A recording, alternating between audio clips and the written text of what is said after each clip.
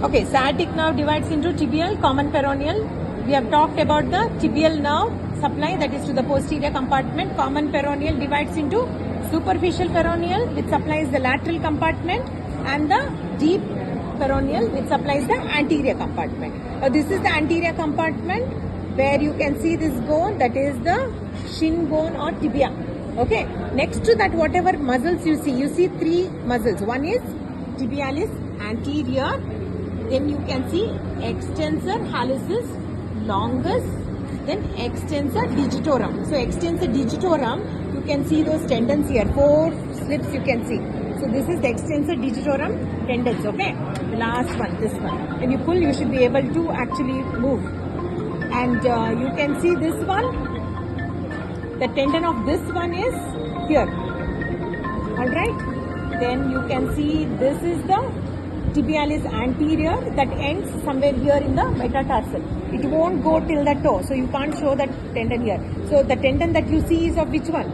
Extensor hallucis longus, which is the second muscle. In between these two you can see that muscle. So understood, 3 muscle group you can see here. This is anterior compartment, which is supplied by deep branch of common peroneal nerve. Okay, what is the action of this one? Dorsiflexion. The foot will go upwards, that is dorsiflexion. Mainly it is, action is done by tibialis anterior. Alright? So, whenever there is a lateral charge or common peroneal nerve is injured, it affects this muscle and the person will not be able to do dorsiflexion and eventually he cannot walk. Okay? That will result in foot drop. And he will drag his foot and ultimately he will be caught. Okay? Whoever the thief is.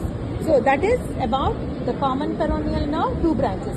Now coming to the lateral compartment, what are the 2 muscles we talked about? Peroneus longus, peroneus brevis. And there is one more muscle, peroneus tertius, which is not occupying the lateral compartment, but it is below this, that is peroneus tertius. Okay.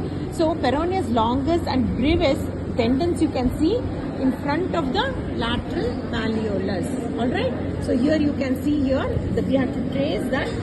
In front of this you can see the 2 tendons that is actually marking on the lower end of the fibula. Okay, on the fibula you can see on the lower end 2 markings, that is from the peroneus longus and brevis, and those 2 tendons you can see on the lateral side. So those 2 muscles are very important muscles for what action? Eversion. Okay, eversion. So lateral compartment does what? PLES. What is P? Plantar flexion. E for eversion. L is for lateral compartment. S is for superficial peroneal nerve supply.